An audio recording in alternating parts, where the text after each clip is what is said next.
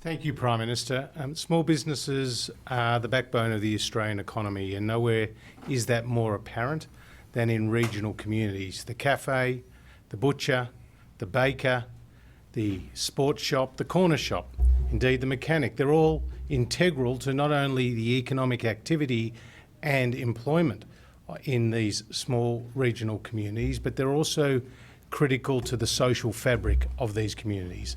And last week, the Prime Minister, the Minister for Small Business and I sat down at a round table with representatives of the small business community.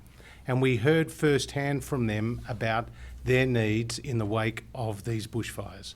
We heard from small businesses who couldn't afford to keep their staff on, who had mounting bills to creditors for stock that they never sold, that had mounting bills and interest payments for new equipment that they had bought for customers that never arrived.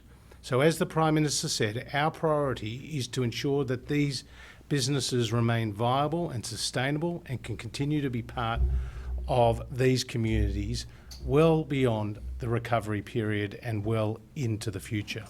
So today's package comprises a number of measures. There's a grant of up to $50,000 for those businesses that have been damaged by the bushfires. And this will enable these small businesses to get back on their feet.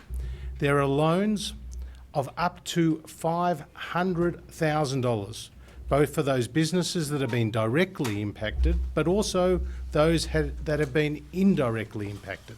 And this money will help go to meeting their wages bill, leasing in new premises, helping to pay their creditors and helping to replenish the stock that may have been damaged in these fires. These loans will, as the Prime Minister said, be up to 10 years in duration. The first 2 years are interest-free. Thereafter, the interest rate will be at half the 10-year Commonwealth bond rate, which is at 0.8%. This is of substantial benefit to these businesses with their working capital, but also to rebuild their businesses after the damage that they may have sustained in these bushfires. A third component relates to the tax measures that the Commissioner for Taxation is implementing. We've been in discussions with the ATO, and for small businesses, their quarterly BAS payments for the December quarter will now be due on May the 28th. This is a number of months later than would have otherwise been the case, and this builds on earlier announcements by the ATO that will also assist households get through this difficult period.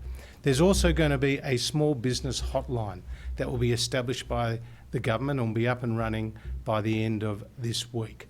This hotline, in the first instance, will provide a portal, an opportunity for people to get direction as to the various government loans and grants that are on offer. And this was something that was raised in the round table last week.